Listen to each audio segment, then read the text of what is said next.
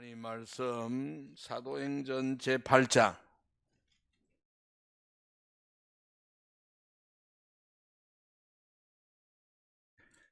사도행전 제8장 26절로 40절까지 이 귀한 말씀을 제가 다 읽어야 되겠네요. 자, 주의 사자가 빌립에게 말하여 이르되 일어나서 남쪽으로 향하여 예루살렘에서 가사로 내려가는 길까지 가라 하니 그 길은 광야라. 일어나 가서 보니 에디오피아 사람 곧 에디오피아 왕 간다게의 모든 국고를 맡은 관리인 내시가 예배하려 예루살렘에 왔다가 돌아가는데 수레를 타고 선지자 이사야의 글을 읽더라. 성령이 빌립더러 이르시되 이 수레로 가까이 나가라 하시거늘 빌립이 달려가서 선지자 이사야의 글 앞 읽는 것을 듣고 말하되 읽는 것을 깨닫느냐 대답하되 지도해 주는 사람이 없으니 어찌 깨달을 수 있느냐 하고 빌립을 청하여 수레에 올라 같이 앉으라 하니라. 읽는 성경 구절은 이것이니 일렀으되 그가 도살장에게로 가는 양과 같이 끌려갔고 털 깎는 자 앞에 있는 어린 양이 조용함과 같이 그의 입을 열지 아니하였도다. 그가 굴욕을 당할 때에 공정한 재판도 받지 아니하였으니 누가 그의 세대를 말하리요 그의 생명이 땅에서 빼앗김이로다 하였거늘. 그 내시가 빌립에게 말하되 청컨대 내가 묻노니 선지자가 이 말한 것이 누구를 가리킴이나 자기를 가리킴이냐 타인을 가리킴이냐. 빌립이 입을 열어 이 글에서 시작하여 예수를 가르쳐 복음을 전하니 길 가다가 물 있는 곳에 이르러 그 내시가 말하되 보라 물이 있으니 내가 세례를 받음이 무슨 끄리낌이 있느냐. 이에 명하여 수레를 멈추고 빌립과 내시가 둘 다 물에 내려가 빌립이 세례를 베풀고 둘이 물에서 올라올새 주의 영이 빌립을 이끌어 간지라. 내시는 기쁘게 길을 가므로 그를 다시 보지 못하니라. 빌립은 아소도에 나타나 여러 성을 지나다니며 복음을 전하고 가이사랴에 이르니라. 아멘. 오직 성경의 의미라는 제목으로 우리 목사님 말씀 전합니다. 은혜 있기를 바랍니다.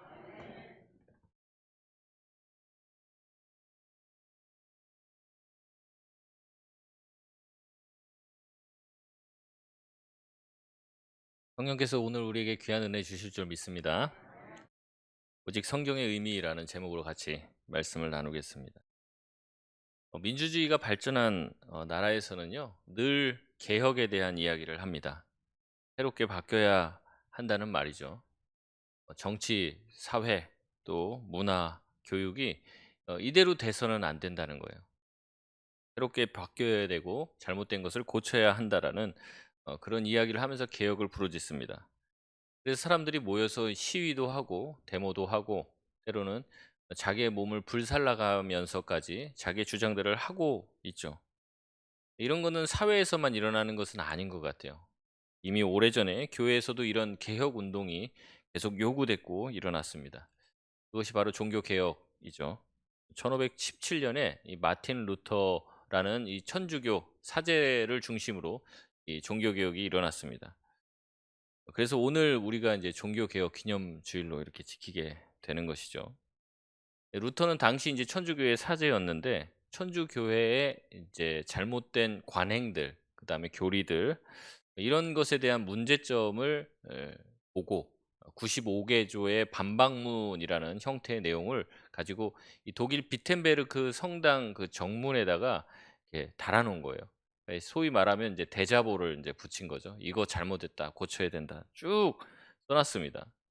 그래서 사실은 루터는 이 종교 개혁이라는 거대한 운동을 일으킬 마음은 없었어요. 사실은 이제 그것을 하면서 교회가 좀 바뀌었으면 좋겠다. 좀 천주교가 너무 성경에서 멀어졌으니까 조금 성경으로 돌아오는 좀 개혁적인 일들이 좀 있었으면 좋겠다. 이런 마음으로 이제 그 95개조 반박문을 써 넣은 거예요. 그런데 이게 라틴어로 썼거든요. 그 당시는 문맹률이 굉장히 높아서 지금 우리는 다 한글 읽지 않습니까? 네, 그 당시에는 독일 사람들은 독일어로 읽고 쓰는 것도 거의 한 20-30% 정도밖에 못 했어요. 그러니까 라틴어가 웬 말입니까? 라틴어를 들어봤어도 쓸 줄 읽을 줄을 모르는 거예요. 그러니까 인제 루터는 이제 라틴어로 썼다는 말 자체가 이거는 그냥 사제들 읽어 보라고 인제 쓴 거예요. 근데 그걸 누가 이제 독일어로 번역을 합니다. 그리고 구텐베르그 활자 기술로 인해서 그게 전 유럽에 인제 막 퍼져 나가는 거예요.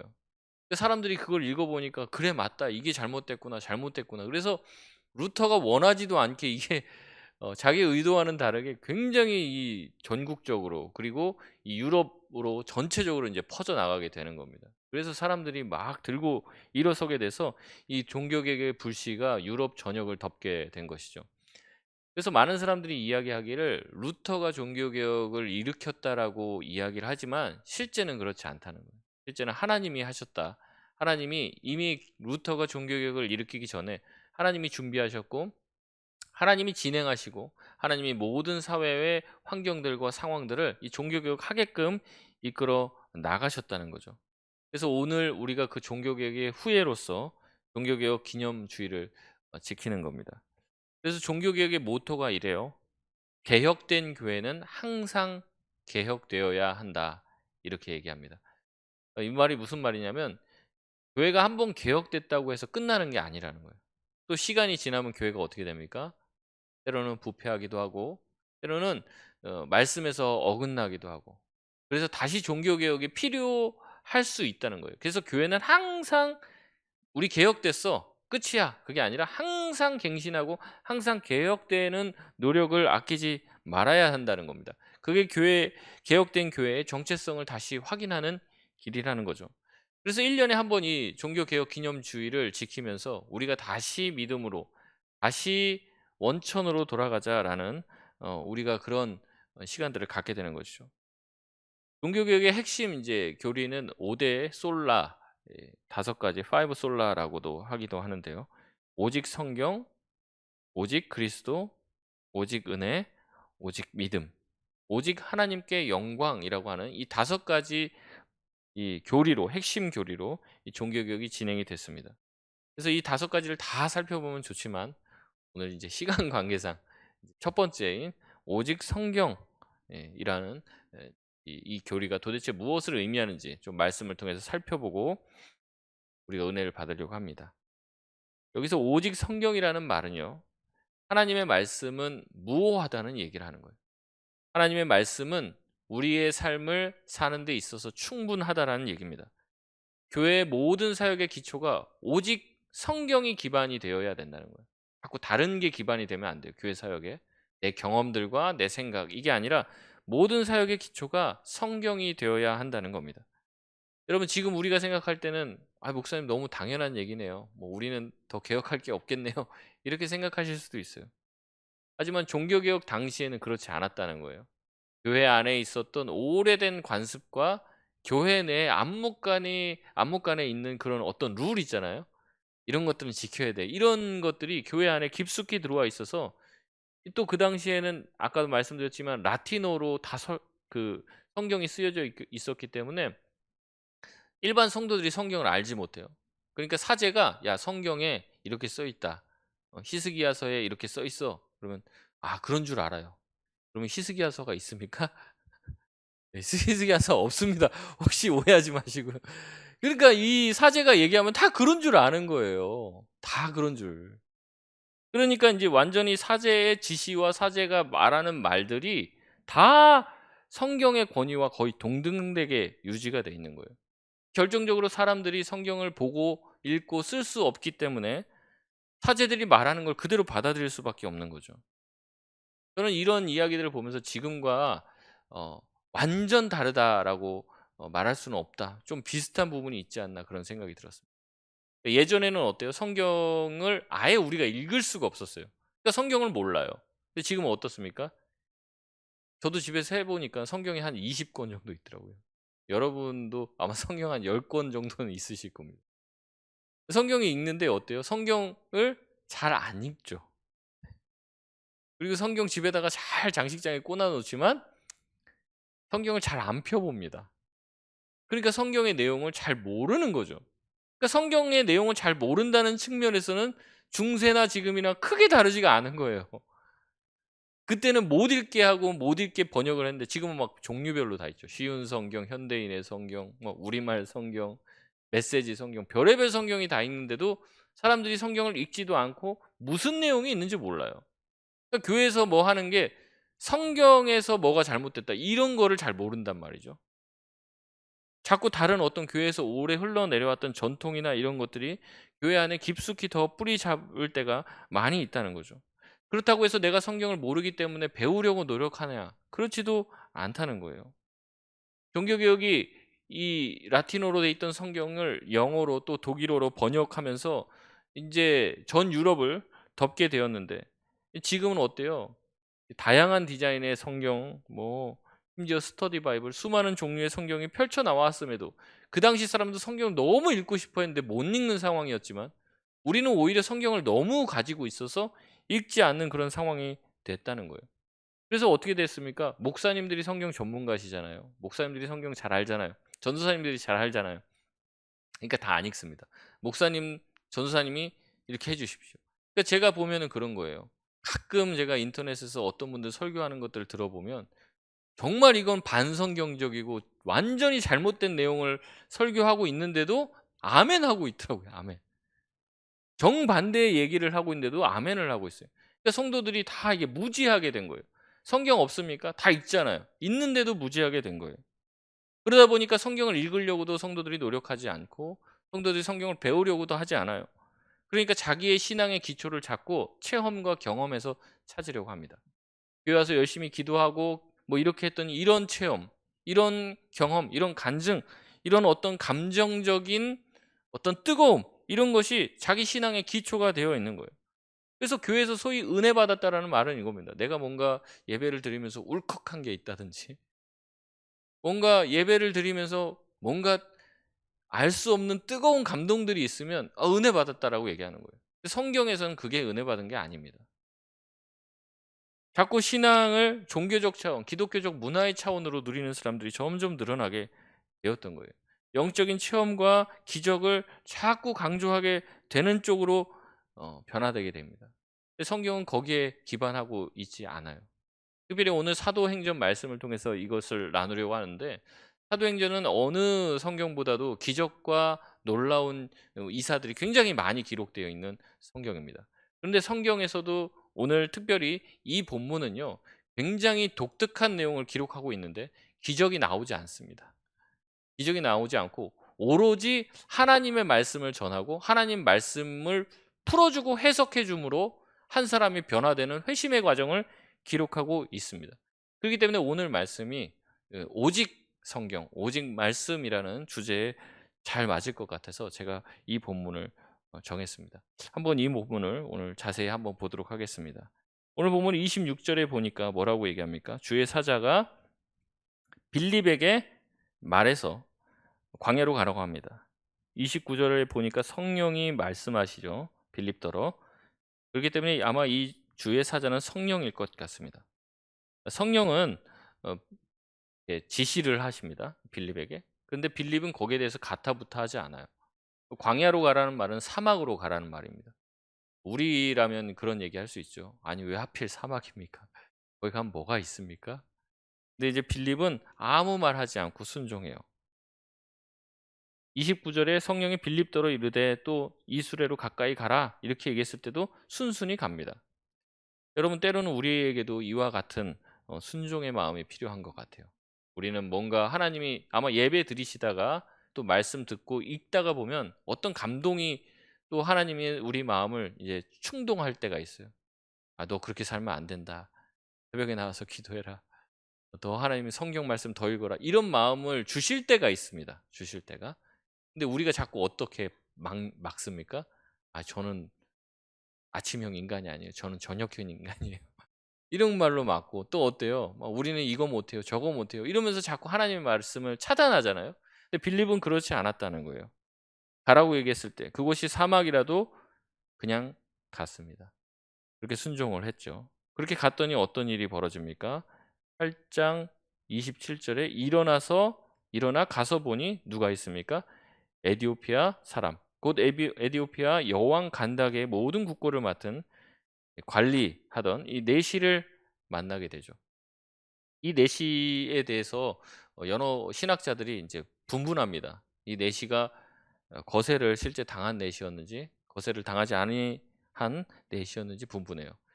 여러분이 생각하기를 '목사님이 왜 자꾸 쓸데없는 데 관심을 가지냐.' 생각하실 수 있지만 굉장히 중요한 문제입니다 이게. 뒤로 가면 제가 더 확실하게 말씀드리겠지만 어쨌든 여러분 그 문제가 되게 중요하다는 거 기억하시길 바랍니다. 그래서 이 내시를 만났는데 이 내시가 어떤 지금 길을 가고 있었냐면요. 27절 끝에 보니까 예배하러 예루살렘에 갔다가 28절에 돌아가고 있다. 그렇게 말을 하고 있습니다. 예배하러 갔다 돌아가는데요. 이 신명기 23장 1절 말씀을 보면 이런 말씀이 나옵니다. 보안이 상한 자나 음경이 잘린 자는 여호와의 총회에 들어오지 못하리라. 이렇게 기록이 되어 있습니다. 이 말씀이 무슨 말씀이냐면 이 말씀 나오죠. 이런 사람들이 여호와의 총회에 들어와서 또 성전에 출입하면서 하나님께 예배할 수 없다는 거예요. 그러니까 이 사람이 만약에 거세를 당한 사람이라고 하면 예배하러 예루살렘에 갔다가 예배를 했을까요? 못 했을까요? 못 하고 거기를 인제 주변을 돌다가 아마 그냥 오게 됐을 거예요. 아마 이 사람이 거세를 당하지 않은 사람이라면 성전 안에 들어갈 수 있습니다. 이방인의 뜰이라고 하는 그 구역이 이렇게 구별되어 있어서 거기서 멀찌감치 하나님께 기도할 수 있게끔 장소가 마련이 되어 있었을 거예요. 근데 이 사람이 거기에 인제 가게 되었던 거죠.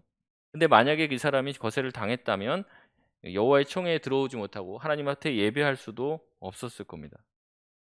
그렇기 때문에 이 사람은 예배도 어떻게 보면 거세를 당했다면 예배를 드리지도 못하고 예배를 드리고 싶은 마음만 가지고 왔다가 그냥 돌아가는 길이었을 거예요. 여러분이 만약에 그런 입장이라면 어떻겠습니까? 뭔가 교회에 와서 예배 드리려고 열심히 왔는데 교회에서 나가라고. 당신 못 들어온다고. 이 입구에서 차단을 하면 기분이 어떻겠습니까? 그런데도 불구하고 이 내시는 어쨌든 그 왔다가 돌아가는 길에 이 성경을 펴면서 읽고 있는 거예요. 뭐라고 얘기하냐면 이 이사야 선지자의 글을 읽었다라고 얘기하죠. 28 절에 보면 돌아가는데 수레를 타고 선지자 이사야의 글을 읽었다라고 얘기합니다. 이 말씀은요. 그냥 단순히 읽었다라는 것이 아니라 그 당시에 성경을 읽는 것은 우리처럼 그냥 눈으로 읽는 게 아니에요. 어떻게 하냐면 읽을 때 보고 소리를 크게 내서 읽은 겁니다. 아마 이 내시가 예루살렘에 갔다가 거기서 어떤 사본을 구했든지 어떤 성경을 구했을 수 있고 아니면 원래부터 가지고 있을 수도 있는데 굉장히 성경의 가격이 비쌉니다. 지금 우리로 따지면 한 몇 천만 원 한 거예요, 성경이. 그러니까 그 성경 한 권을 가지고 있다는 것도 굉장한 열심을 가지고 있어야지 성경을 가지고 있을 수 있습니다. 근데 이것을 가지고 이 사람이 돌아가는 길에 성경을 펴고 읽는 거예요. 근데 29 절에 보니까 성령이 빌립 보고 가서 수레로 가까이 가라고 하죠. 그래서 30 절에 빌립이 가까이 다가갑니다. 빌립이 계속해서 순종하면서 나아가죠. 그리고 질문을 하는데 그 질문이 굉장히 웃겨요. 무슨 질문을 합니까? 수레가 엄청나게 빠른 속도로 아마 가고 있었을 텐데 말이 끓으면서 가고 있었는데 8장 30 절에 보니까 빌립이 달려가서 선지자 이사야의 글을 읽는 것을 듣고 말하되 뭐라고 얘기합니까? "읽는 것을 깨닫느냐?" 이렇게 질문해요. 이 장면을 제가 상상해 보니까 굉장히 재밌더라고요. 막 마차를 타고 막 수레를 끌고 가고 있는데 빌립이 막 뛰어가서 달리면서 그 얘기를 듣고 말씀을 읽는 것을 듣고 "읽는 것을 깨닫느냐?" 이제 헉헉거리면서 이제 얘기를 하는 거예요. 그 얘기를 듣고 내시가 이렇게 대답을 하죠. 31 절입니다. 우리 다 같이 한번 읽어 볼까요? 시작. 대답하되 지도해 주는 사람이 없으니 어찌 깨달을 수 있느냐 하고 빌립을 청하여 수레에 올라 같이 앉으. 아멘. 수레에 같이 앉아 있는 내시는 자신이 읽는 부분을 말해 주는데 그 부분이 바로 이사야 57장 7절에서 8절까지 말씀입니다. 이사야 53장 7절에서 8절까지 말씀입니다. 우리 두 절인데 같이 한번 읽어 볼까요? 한번 띄워 주시겠습니까? 같이 한번 읽어보겠습니다. 시작. 그가 곤욕을 당하여 괴로울 때에도 그의 입을 열지 아니하였으며 마치 도수장으로 끌려가는 어린 양과 털 깎는 자 앞에서 잠잠한 양같이 그의 입을 열지 아니하였도다. 그는 곤욕과 신문을 당하고 끌려갔으나 그 세대 중에 누가 생각하기를 그가 살아있는 자들의 땅에서 끊어짐은 마땅히 형벌받을 내 백성의 허물 때문이라 하였으리요. 아멘. 이 구절은 빌립이 너무나도 설명하고 싶은 구절이었어요. 하필 이 구절을 내시가 읽고 있었죠. 근데 이 구절이 왜 설명하고 싶은 구절이었냐면 바로 누구에 관한 이야기 때문에 그렇습니까? 예수 그리스도에 관한 이야기였기 때문에 그렇다는 거죠. 34절 말씀을 보면 내시는 이 선지자가 누구냐고 물어봐요. 내가 묻노니 선지자가 이 말한 것이 누구를 가리킴이냐? 자기를 가리킴이냐? 타인을 가리킴이냐? 35절에 빌립이 입을 열어 이 글을 시작하여 누구를 가르쳤습니까? 예수를 가르쳤다는 겁니다. 딱 이 본문이 예수 그리스도에 대한 이야기라는 거죠. 이 글로부터 예수를 가르쳤다라고 이야기하고 있습니다. 빌립은요, 지나가다가 성령의 지도를 받고 그 에디오피아 내시를 만나고 달려가서 가까이 가라고 하니까 그 말씀에 순종해서 갑니다. 근데 거기서 이사야 말씀을 들고 읽는 거죠. 여러분 누가 성경 말씀을 들고 펴서 읽으면은 어느 부분을 읽고 있는지 여러분 아실 수 있어요? 대부분 모르실 거예요, 대부분. 그런데 빌립은 그것을 기가 막히게 알고 있었습니다. 아마 빌립은 말씀의 사람이었던 것 같아요. 말씀에 정통했고 말씀이 무슨 뜻을 가지고 있는지 알고 있었습니다.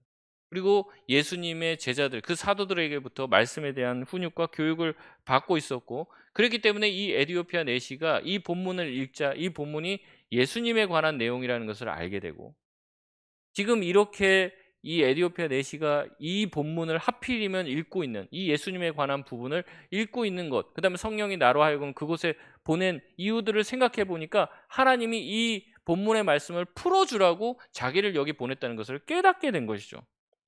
여러분 빌립은 열심히 하나님의 말씀을 잘 읽었던 사람이에요. 빌립은 하나님의 말씀을 암송했던 사람이었을 것 같습니다. 중요한 부분의 내용들이 어떤 뜻인지 잘 해석할 수 있는 사람이었던 거예요. 그것을 빌립은 평소에 훈련을 한 사람입니다. 평소에. 그래서 하나님께서 준비가 되어 있는 이 빌립을 사용해 주셔서 이 에디오피아 내시와 만나게 하신 것이죠. 여러분 사도행전은 기적으로 가득 차 있는 성경입니다. 특별히 이 부분도 어떻게 보면은 말씀만으로 풀어 주신 것 같지만 하나님의 놀라운 기적이 작동한 거죠. 에디오피아 내시가 지나가게 하고 또 빌립이 우연찮게 그곳에 가서 사막 한가운데서 만나게 하신 거예요. 이것을 어떻게 우연이라고 할 수 있습니까? 기적이라고 할 수 있는 거죠. 우리 삶에서도 하나님께서 수많은 기적으로 수많은 사람을 만나게 해 주시는 거예요. 그리고 하필 그 사람한테 복음 전할 타이밍을 주실 때가 있다는 것이죠.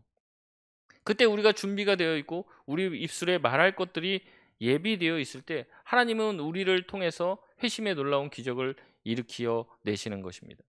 말씀을 읽고 암송하는 이 한 사람 준비된 빌립을 통해서 하나님은 에디오피아 이 내시를 변화시키는 것이죠.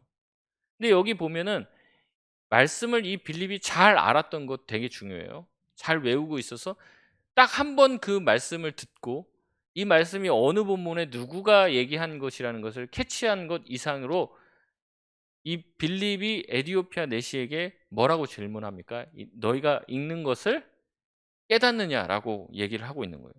그래서 말씀과 성경을 우리가 읽는 것 굉장히 중요합니다. 여러분 필사도 하시고 암송도 하십시오. 여러분 될 수 있으면 성경을 계속 가까이 하세요. 저도 마찬가지로 성경 저도 여러 번 봤거든요. 근데 또 보면 또 새로운 게 나오더라고요. 그러니까 성경을 계속 봐야 되는 거 중요합니다. 근데 또 하나 중요한 게 있다면 뭐냐면 이 성경을 바르게 해석하는 게 중요해요. 이 말씀을 듣고 깨닫는 것이 중요하다는 거죠. 이디오피아 내시는 이 성경 본문을 소리를 내면서 계속 읽을 정도 말씀에 대한 열심이 있었습니다. 근데 말씀을 계속 읽어도 자기 안에 이 말씀이 도대체 무슨 뜻인지를 알지 못하는 거예요. 그래서 빌립이 묻는 거죠. 30절에 빌립이 달려가서 선지자 이사야의 글 읽는 것을 듣고 말하되 읽는 것을 깨닫느냐. 우리도 많이 읽으시죠? 많이 쓰십니다. 너무 잘하시는 겁니다. 근데 제가 죄송하지만 그것만으로는 충분하지는 않아요. 말씀을 깨달아야 됩니다. 말씀이 깨닫게 되어져요. 자기 안에. 내면화가 되어야 돼요. 이 말씀이. 그냥 글자, 그냥 종이 이렇게 하면 안 됩니다. 우리가 이 말씀이 무슨 말씀인지 깨달아야 돼요. 그래서 항상 말씀은요, 읽고 쓰기만 해서는 안 되고 그 말씀을 바르게 해석해 주는 말씀의 해석자가 필요한 것입니다. 말씀을 읽고 듣는 것으로만 되지 않아요. 말씀을 가르쳐 주고 바르게 해석할 수 있는 말씀의 선생님이 있어야 하는 것이죠. 그래서 우리가 예전부터 주일학교 때 아이들에게 말씀 암송 많이 시키고 많이 했지 않습니까? 여러분 주기도문, 사도신경 다 외우게 하잖아요. 그런데 그게 아이들한테 물어보면 무슨 뜻인지를 몰라요. 무슨 뜻인지를. 그러니까 무슨 뜻인지 모르고 무슨 내용인지 모르고 계속 암기시키는 게 무슨 소용이 있냐는 거죠. 그것을 암송을 시키고 무슨 뜻인지 설명해 주는 게 굉장히 중요한 거예요. 여러분 왜 많은 사람들이 또 많은 젊은이들이 신천지에 빠집니까? 성경에 대해서 들은 거는 많아요. 당최 무슨 뜻인지를 모르는데 신천지 가니까 뭐 이 말씀이 짝이 있다. 뭐 이러면서 다 풀어주거든요. 말도 안 되는 방식으로 막 풀어줍니다.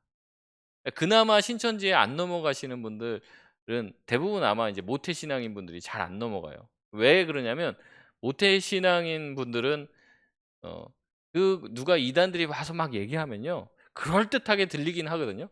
근데 뭔가가 이상해요. 뭔가 이게 뭐가 잘못됐는지 명확하게는 잘 모릅니다. 근데 느낌상 내가 어렸을 때부터 들어왔던 말씀이랑은 달라요. 뭔가. 그러니까 '야 이거 좀 이상한데.' 이런 느낌을 이제 받는 거죠. 그러다 보니까 '아이 더 이상 얘기하지 마 나한테.' 이렇게 하는데, 말씀에 대한 교육과 훈련들을 오랜 시간 지속적으로 받지 못하셨던 분들은 이 사람들이 인제 풀어주는 그 내용에 이제 확 이제 마음이 가는 거죠, 마음이. 그래서 하나님한테 하루에 2시간씩 2달만 말씀 공부하는 데 투자해 보라고 하나님 말씀하시면 할 거냐 안 할 거냐 막 이런 식으로 도전을 합니다. 그러니까 인제 '말씀 공부 한번 해 보겠다.' 이러면서 인제 복음방 이런 데로 막 딸려 들어가게 되는 거예요. 여러분 그 사람들도 우리와 똑같은 성경 씁니다. 우리가 지금 쓰는 성경은 개역 개정이지만 이제 예전에 우리가 개역 성경 썼잖아요. 신천지는 개역 성경 가지고 하더라고요, 지금도. 그러니까 그거 가지고 막 풀어대는 거예요. 여러분 어떤 해석이, 신천지의 해석이, 우리의 해석이 어떤 해석이 바른 해석입니까? 그 신천지 사람들은 또 그런다고 그러더라고요. 이게 정치적으로 막 해석을 하는 거예요. 그러니까 우리가 종교개혁 이전의 어떤 카톨릭 교회처럼 지금 기득권 세력이 됐다는 거죠. 그래서 교회들이 너무 문제 많지 않냐. 뉴스나 이런 데 보면 얼마나 많은 교회들이 잘못된 게 많냐. 그런데 이 교회들이 대형교회 중심으로 해서 언론을 막 이렇게 포섭해서 신천지가 좀 종교개혁을 일으킨 거죠, 소위 말하면. 새롭게 성경을 해석하고 말씀대로 하려고 하는데 거기는 핍박하고 이단이라고 막 핍박하고 이 기존 교회는 건강한 것처럼 막 이렇게 홍보한다는 거예요. 그러니까 젊은 사람들이 약간 그런 어떤 기득권에 대한 반감들이 있잖아요. 반항심이 있잖아요. 그러니까 그걸 교묘하게 이용해서 이렇게 자극하고 거기서 이렇게 저렇게 해석해 주면 거기에 다 빠져들게 되더라고요. 그렇기 때문에 바른 해석, 성경을 읽는 것도 중요하지만 바른 해석을 우리가 아이들과 또 청년들에게 가르칠 필요가 있는 것입니다. 그럼 도대체 전통 교회의 해석과 그 신천지나 어떤 다른 이단들의 해석, 어느 해석이 같은 성경 가지고 있는데 어느 해석이 옳은 해석이냐는 말이죠. 여러분 어느 해석이, 누가 한 해석이, 성경 해석이 가장 정확한 해석입니까? 바로 예수님이 하신 해석이죠. 예수님이 구약을 제자들에게 풀어줍니다. 구약이 어떠한 뜻인지를 말씀을 통해서 알려줘요. 그럼 그 제자들은 누구에게 이 해석에 대해서 알려주겠습니까? 자기의 제자들에게. 또 자기의 제자들에게. 이게 이제 교회의 전통으로 이제 흘러 내려오는 거예요. 그래서 교회의 전통적인 해석이 있는 겁니다. 그래서 주일학교 오래 다니신 분들은 이 전통적인 해석을 오래 듣다 보니까 다른 해석을 하는 것들에 대해서 굉장히 이제 거부감이나 이제 반발심을 가지고 있어요. 그래서 그런 분들은 이단에 잘 안 넘어갑니다. 근데 새로운 해석 좋아하시는 분들, 희한한 해석 좋아하시는 분들, 이런 분들이 이단에 빠지기 굉장히 쉬운 거예요. 다시 말하지만 해석은 이미 다 끝났습니다. 예수님이 다 해석해 놓으셨어요. 무슨 새로운 해석이 있고 무슨 말도 안 되는 그런 이야기들이 있습니까? 그래서 이단을 가지고 뭐라고 얘기하냐면 달을 이 끝단자예요. 끝단. 다 똑같다는 거죠. 다 똑같은데 뭐만 달라요? 끝이 다른 거예요. 끝이. 다 성경 해석 아주 은혜롭게 합니다. 신천지 가면은 은혜롭게 해석해요. 근데 끝에 가면 결국에 메시아가 누구예요? 이만희가 되는 거고, 메시아가 다시 오실 그리스도가 자기가 되는 거예요. 끝이 다른 거죠. 여러분, 이 전통에서 빗나가고 엇나간 사람들, 그런 사람들 이단입니다. 천주교를 가르쳐서도 이단이라고 얘기하는데, 제가 보면 이단이라고 말하기보다는 조금 천주교는 더 많이 갔습니다. 우리가 불교를 이단이라고 하지는 않잖아요. 거기보다 좀 더 갔습니다. 제 느낌에는. 그래서 아예 타종교가 되어 있는 그런 느낌을 가지고 있는 게 지금 천주교인 것 같아요. 많이 엇나간 거죠. 여러분, 제가 신대원에 갔을 때 성경 해석학을 배울 때 교수님이 말씀하셨습니다. 성경 하나 가지고 지리산에 10년 동안 처박혀 갖고 성경만 계속 읽으면 갔다 와서 뭐가 될까? 제가 손 딱 들고 그때 무식한 게 용감하다고 성경 전문가가 돼 있을 것 같습니다. 그랬더니 교수님이 아니다. 100% 이단이 된다. 100%. 그렇게 말씀하셨어요. 근데 왜 그렇게 되냐면 성경에 보면 여러분 다 해석이 됩니까? 안 되잖아요. 그러니까 어떻게 해요? 누군가에게 가르침을 받아야 되는데 그게 아니라 어떻게 하냐면 자기 맘대로 말이 되게끔 해석한다는 거죠. 지리산에 박혀 갖고 10년 동안 그것만 했으니까 어떻게 되겠습니까? 100% 이단이 되는 거예요. 그래서 성경은 반드시 누군가가 풀어 줘야 되고 가르쳐 줘야 됩니다. 우리가 바른 말씀의 해석을 잘 받아내야 되는 거예요. 그래서 법도 중요하지만 법 해석이 더 중요하다고 그러잖아요. 성경도 중요하지만 성경 해석이 더 중요한 거죠. 여러분, 이렇게 얘기하면은 야, 이거 또 교회 다니는 게 쉽지 않겠다. 성경도 알아야 되고 성경 해석도 알아야 되고. 여러분, 여기 나오는 빌립은요, 사도가 아닙니다. 소위 말하는 평신도예요. 평신도. 빌립이 어디냐면 이 사도행전에 7집사를 세우잖아요. 초대교회. 그 7집사 멤버 중에 하나가 이 빌립입니다. 빌립은요, 7집사 중에 하나이고 자기가 교회의 어떤 출납 업무와 이제 긍휼 영역을 담당했지만 그럼에도 불구하고 말씀 공부에 게을리하지 않았어요. 바른 말씀의 해석을 배웠습니다. 사도가 아니었어요. 그럼에도 불구하고 말씀을 전하는 자가 되었죠. 말씀을 읽는 자가 되고 말씀을 해석하여 전달하는 사람이 되었어요.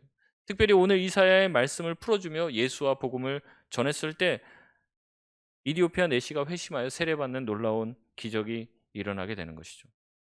여러분, 이 사건을 통해서 한 명만 예수 믿는 것으로 끝나지 않았습니다. 에티오피아가요, 예전에는 전부 다 거의 대다수, 국민 대다수가 다 예수를 믿는 기독교 국가였습니다. 그 기독교 국가의 그 시작이 누구냐? 다 이 에티오피아 내시가 변화돼서 가서 복음을 전한 것으로 시작되었다고 이야기합니다. 실제로 에티오피아 제가 가보지는 않았습니다. 근데 가보면은요, 그 에티오피아 내시가 복음을 전해서 그 제자들이 세운 교회들이 어마어마하게 많다는 거예요. 여러분, 아까 제가 말씀드렸습니다. 이 내시가 읽었던 성경 말씀이 이사야 53장이었습니다. 그런데 제가 이 내시를 거세당한 내시라고 확신하는 이유가 무엇이냐면 이 이사야 56장에 관한 내용 때문에 그런 거예요.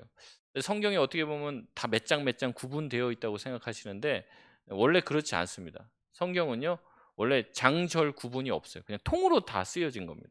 근데 이제 우리가 구분하기 쉽게 뭔가 좀 찾아보고 발췌하기 쉽기 위해서 이 장절 구분을 해 놓은 것뿐이에요.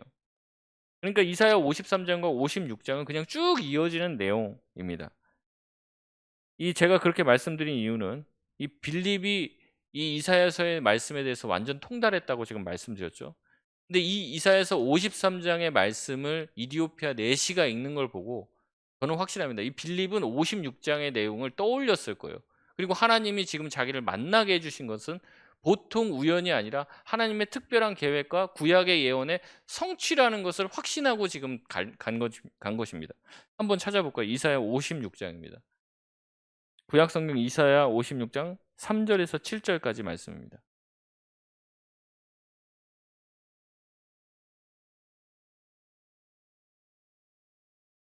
네. 이사야 56장 3절에서 7절 말씀. 여호와께 연합한 이방인은 말하기를 여호와께서 나를 그의 백성 중에서 반드시 갈라내시리라 하지 말며 고자도 말하기를 나는 마른 나무라 하지 말라. 여호와께서 이와 같이 말씀하시기를 나의 안식일을 지키며 내가 기뻐하는 일을 선택하며 나의 언약을 굳게 잡는 고자들에게는 내가 내 집에서 내 성 안에서 아들이나 딸보다 나은 기념물과 이름을 그들에게 주며 영원한 이름을 주어 끊어지지 아니하게 할 것이며 6절 7절 같이 읽어볼까요? 또 여호와와 연합하여 그를 섬기며 여호와의 이름을 사랑하며 그의 종이 되며 안식일을 지켜 더럽히지 아니하며 나의 언약을 굳게 지키는 이방인마다 내가 곧 그들을 나의 성산으로 인도하여 기도하는 내 집에서 그들을 기쁘게 할 것이며 그들의 번제와 희생을 나의 제단에서 기꺼이 받게 되리니 이는 내 집은 만민이 기도하는 집이라 일컬음이 될 것임이라. 아멘. 4절에 보면 하나님께서 기뻐하시는 일을 선택하고 나의 언약을 굳게 받는 이런 분들은 하나님께서 내 아들과 딸들보다 나은 것을 주겠다는 거죠. 영원한 이름을 주겠다는 거예요. 이렇게 거세당한 사람들은 자녀를 낳지 못하죠. 자기의 이름을 이을 사람이 없어요. 그런데 하나님이 그런 사람들조차도 나에게 나아오면 영원한 이름을 주어 너희 대가 끊어지지 않겠다는 거예요. 육체적으로는 마른 나무와 같고 죽은 식물과 같은 이 사람들, 끊어지는 이름을 가지고 있던 이 사람들, 예수 안에서는 그의 이름이 생명책에 영원히 기록되게 될 것이라고 약속해 주시고 있는 거예요. 빌립이 53장의 내용을 알고 있었다면 56장의 내용 또한 알고 있었을 겁니다. 하나님께서 이 거세당한 내시를 나로 하여금 만나게 하시고 이 내시 만나보니까 하나님을 향한 뜨거운 열심이 있는 거예요. 어떻게 했습니까? 하나님이 이 말씀을 성취하시려고 나를 보내시고 예수 그리스도 참된 이름을 전파하려고 나를 보내셨다라는 확신을 가지게 된 것이죠. 그리고 나를 통해서 하나님의 이 언약과 약속이 성취될 것이라는 것을 빌립이 깨닫게 된 것이에요. 그렇기 때문에 이 모든 것들은 우연이 아닙니다. 성령의 지시를 받아서 순종한 이 빌립, 또 이 예배를 드리러 갔다가 돌아오는 이 넷이 그 길들 다 만나게 된 것, 하나님의 말씀에 기가 막힌 성취라는 것을 깨닫게 된 것이죠. 넷이에게 복음을 전하고 믿게 된 것은 말씀의 성취라는 것입니다. 말씀에 대한 헌신과 성취가 결국에 생명을 낳게 된 것이죠. 그렇기 때문에 결론은 무엇이냐? 오직 성경이라는 겁니다. 오직 말씀이라는 거예요. 말씀을 우리가 잘 알아야 성령께서 우리에게 있는 그 말씀을 꺼내서 사용할 텐데 내가 아는 말씀도 없고 암송하는 말씀도 없어요. 여러분 꺼내 쓸 게 없다는 거죠. 말씀에 대한 헌신과 성취, 그것이 생명을 낳게 된다는 것을 여러분 기억하시길 바랍니다. 그래서 우리가 모이면은 계속 말씀을 나눠야 돼요. 늘 말씀드리지만 은혜 받은 말씀 나누시고 여러분이 한 주 동안 큐티한 말씀 나누시고 여러분이 하나님이 주셨던 나에게 은혜 주셨던 그 말씀을 나누는 거예요. 믿음 없다고 하지 말고 계속 말씀 믿음은 어디서 난다고요? 들음에서 난다는 거예요. 근데 말해 주는 사람이 없으면 어찌 들으리요? 듣는 이가 없는데 전파하는 이가 없는데 어찌 듣고 믿음이 생기겠냐는 겁니다. 여러분 말씀만 나누겠다 작정을 하면 세상 말을 안 합니다. 그런데 말씀을 나누려고 하지 않으면 자꾸 세상 말이 나와요. 근데 세상 이야기 여러분 열심히 해 보십시오. 끝이 결론이 뭐예요? 씁쓸합니다. 결론도 없는 뭐 어쩌라고요. 그래서 어떻게 하라고요. 우리가 어떻게 할 수도 없는 거 가지고 계속 떠들면서 우리에게 주신 그 시간과 생명을 허비하는 거예요. 우리에게 주신 말씀을 나누고 세상 얘기가 아니라 하나님이 우리에게 주신 은혜를 나누다 보면은 우리의 영혼이 살아나고 하나님이 우리에게 주신 것들에 대해서 감사하기 마련인 것이죠. 그래서 오직 성경으로 돌아가야 되는 거예요. 오직 성경의 말씀만 내가 말하겠다. 은혜 받는 말씀만 말하겠다. 결단을 해야 되는 거죠. 그래서 교회당 들어오셔갖고 오시면 딱 자리에 앉으셔갖고 예, 오늘 어떤 말씀 미리 이제 예습을 하십시오. 해서 오늘 주시는 말씀이 한 번 보고 두 번 보고 세 번 보고 그러면서 말씀 넣고 기도하시고 기대하시고 그러는 거죠. 근데 와서 사람들과 먼저 막 이야기를 많이 하다 보면요. 이 말씀 들어도 잘 들어오지 않아요. 왜냐하면 우리가 연약해서 그렇습니다. 연약해서. 우리가 천사처럼 막 이렇게 대단한 사람들이면 괜찮은데 그게 아니라 저도 그러더라고요. 허겁지겁 예배 시간 딱 맞춰서 들어와서 예배 드리려고 하면 하나님한테 집중이 안 돼요. 연약해서 우리가. 근데 이제 일찌감치 와갖고 와서 조금 기도도 하고 오늘 말씀도 찾아보고 그리고 내 안에서 또 찬양도 부르고 뭐 이런 시간들 좀 보내면요 예배 딱 시작해서 찬송가 부를 때부터 은혜가 되더라고요. 여러분 말씀이 우리를 살립니다. 내가 목사도 아닌데 내가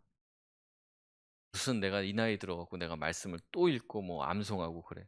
여러분 그러면요 종교개혁을 거꾸로 되돌리는 거예요. 우리 교회를 중세시대 교회로 만드는 거예요. 그렇게 하면 안 됩니다.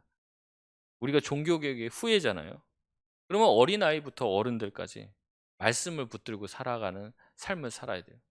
그리고 말씀 붙들고 사는 그런 어르신들이 우리 교회에 많아져서 아이들이 봤을 때 '아 내가 저런 어른들처럼 자라기를 원한다. 나도 저렇게 나이 들어서 또 말씀 사모하는 사람이 되기를 원한다.' 여러분 그런 마음을 가지고 하면 우리 주변에 그 말씀이 흘러나가며 말씀을 듣는 사람의 마음에 믿음이 생기고 변화되어 돌아오게 되는 거죠. 우리가 그것을 경험하면은 우리가 먹고 사는 이 떡으로 또 물로 이렇게 우리의 인생이 살아지는 것이 아니라 하나님의 말씀이 우리의 삶을 살게 하신다는 것을 경험하게 되는 것이에요. 그래서 신명기 8장 3 절에 보면 이렇게 말씀하고 계십니다. 너를 낮추시며 너를 줄이게 하시며 또 너도 알지 못하며 내 조상들도 알지 못하던 만나를 내게 먹이신 것은 사람이 떡으로만 사는 것이 아니요 여호와의 입에서 나오는 모든 말씀으로 사는 줄을 내가 알게 하려 하심이니라. 아멘. 우리가 먹고 사는 것으로 사는 게 아니에요. 여호와의 입에서 나오는 모든 말씀으로 살게 되어진다는 것을 우리가 말씀을 가까이 하면 가까이 할수록 알게 되는 거죠. 힘들고 어려울 때 그 말씀이 나한테 위로가 되고 힘이 되는 거예요. 답답하고 모든 문이 닫힌 것 같을 때 말씀이 나로 하여금 소망과 희망이 되게 하시는 것이죠. 이사야 40장 8절에 보면 뭐라고 얘기합니까? 물은 풀은 마르고 꽃은 시드나 우리 하나님의 말씀은 영원히 서리라. 이 땅에 없어질 것들에 마음 두는 것이 아니라 영원히 선 하나님의 말씀을 붙들면 우리도 그 말씀과 함께 영원히 살 줄 믿습니다. 우리가 그렇게 말씀을 해석하고 말씀을 가까이 하고 하면요. 어떤 사건이나 현상을 봐도 말씀을 하나님이 떠오르게 해 주시더라고요, 말씀을. 오늘 목사님도 말씀하시고 우리 장로님도 기도해 주셨지만 오늘 어제 저녁에 있었던 일이죠. 오늘 새벽까지 있었던 그런 아픔이 있는 일들이 있었는데 이걸 가지고 이 사건을 보고 굉장히 많은 생각들이 들었습니다. 수많은 뭐 부정적인 생각 또 긍정적인 생각들도 들었는데 그게 좀 정리가 안 되고 있었어요. 근데 하나님이 제가 이 문제를 놓고 기도할 때 하나님이 제 마음에 딱 이 말씀을 딱 떠오르게 해 주시더라고요. 누가복음 13 장에 있는 말씀인데요. 여기 보면은 어 예수님 당시에도 이와 비슷한 사건이 있었던 것 같습니다. 그래서 사람들이 빌라도가 이 사람들을 인신 제사를 드려요. 그래서 이 일로 인해서 큰 사고가 발생을 합니다. 그래서 그 사건을 보고 예수님이 이렇게 말씀하시죠. 너희는 이 갈릴리 사람들이 이같이 해 받음으로 다른 모든 갈릴리 사람보다 죄가 더 있는 줄 아느냐? 너희에게 이르노니 아니라 너희도 만일 회개하지 아니하면 다 이와 같이 망하리라. 또 실로암에서 망대가 무너져 치어 죽은 18 사람이 예루살렘에 거한 다른 모든 사람보다 죄가 더 있는 줄 아느냐? 너희에게 이르노니 아니라 너희도 만일 회개하지 아니하면 다 이와 같이 망하리라. 이 말씀이 딱 떠오르더라고요. 우리 막 그렇게 얘기하죠. 우리의 의를 높입니다. 뭐. 왜 거기 갔어?부터 시작해서 그런 짓 하다가 보니까 그런 일 당하지. 이런 마음 막 들어요. 근데 예수님 뭐라고 책망하시는 거예요? 너네들도 똑같다는 거예요. 그 사람들이 뭐 잘못을 그렇게 해서 그렇게 됐냐? 아니다라는 거예요. 너희의 의를 자랑하지 마라. 교만하지 마라. 그 얘기하시는 거예요. 여러분 그런 사람들만 그런 귀신을 쫓고 우상을 쫓습니까? 여러분 우리도 마찬가지잖아요. 우리도 성공과 또 돈, 또 수많은 우리의 하나님보다 더 중요한 우상을 쫓으면 많이 살잖아요. 예수님 보시면 똑같다고 얘기하실 거예요. 똑같아. 회개가 나오더라고요. 여러 가지 회개가 나왔습니다. 우선 청년들이 저렇게 저기서 저 시간을 보낼 수밖에 없게끔 우리 교회가 그런 청년들에게 소망과 희망이 충분히 되어주지 못했구나. 우리가 말로는 청년들을 좀 잘 세우고 싶다고 하지만 그 청년들에게 복음 전하는 것들을 참 더 애쓰지 못했구나. 회개가 나오더라고요. 우리가 정말 얼마나 막 불금이라고 그러잖아요. 막 클럽 가고 막 그 광란의 밤을 보낸다고 하는 거를 다 알고 있으면서도 그건 놓고 안타까워하며 기도하는 사람이 얼마나 있습니까? 그게 쌓인 거예요, 계속 지금까지. 근데 코로나 때문에 못 하게 했다가 이제 풀리니까 막 난리가 난 거죠. 딴 게 아니라 제 죄라는 느낌이 들더라고요. 제 죄고 기도하지 않은 저의 잘못이고. 뭐 누굴 탓하겠습니까, 이거를. 또 많은 분들이 거기서 목숨을 잃었어요. 하나님이 우리 지난주에도 말씀, 하나님은 그 피조물 한 명 한 명도 얼마나 아끼십니까? 근데 그거를 하나님의 마음을 공감하지 못하고 안 좋게 얘기하고 그래서는 안 되죠. 아파해야 되고 또 그 부분이 다시는 일어나지 않도록 우리가 하나님 더 열심히 젊은 세대들, 청년 세대들을 섬기고 그들에게 복음 전하도록 열심히 하겠습니다. 아, 나 청년 때는 저렇게 안 했는데 자꾸 그렇게 판단하고 그러지 마시고 사랑해 주셔야 돼요. 정말. 사랑해 주시고 또 우리의 자녀들, 자녀의 자녀들 우리 믿음으로 잘 세워지고 있습니까? 그거 놓고 이제 우리 열심히 더 기도해야 될 것 같아요. 지금 이게 남 일이 아닙니다. 내일입니다. 내일. 우리 자녀들의 일이고 눈물 흘리고 기도하고 이 문제 해결해 달라고 하나님 앞에 엎드려야 될 거죠. 천하태평할 때가 아니라는 생각이 들더라고요. 가슴이 너무 아팠습니다. 이 시간들을 보내면. 하나님이 이 말씀을 떠올리면서 회개를 하게 하시더라고요. 더 그들을 사랑하고 더 품고 그들 복음 전해야 된다. 그 마음을 주시더라고요. 우리가 말씀을 읽고 바르게 해석하면 우리 주변에 있는 사건들을 경험했을 때도 하나님의 말씀을 떠올리게 해 주실 줄 믿습니다. 이것이 종교 개혁 또 오직 성경의 개혁 정신을 잘 이어가는 개혁자들의 후예가 걸어가야 될 길이라고 생각합니다. 말씀을 마치겠습니다. 개혁된 교회는 항상 개혁되어야 한다는 말은 교회가 세상적인 시대 유행을 쫓아가라는 말이 아니에요. 지극히 획기적인 의미를 가지고 있습니다. 다시 본질로 다시 기초로 돌아가야 한다는 것이죠. 하나님께서 역사 가운데 온전히 하나님의 뜻을 이루신 이 종교개혁의 시대를 기억하면서 종교개혁이 다시 한번 성경으로 교회를 돌아가게 했다면 우리 또한 우리 손에 들려있던 성경을 책장 가운데 꽂아 놓기만 하지 말고 다시 펴서 읽고 말씀을 빼어서 읽고 바르게 해석하는 법을 배우며 우리 삶에 적용을 하는 거죠. 그래서 우리 삶을 그냥 세상의 시각으로 해석하지 말고 하나님의 말씀으로 해석해 말씀대로 살아가는 삶을 한 발자국씩 한 발자국씩 걸어가야 될 줄 믿습니다. 그렇게 종교개혁의 정신을 살려낼 수 있는 저와 여러분 되시길 바랍니다.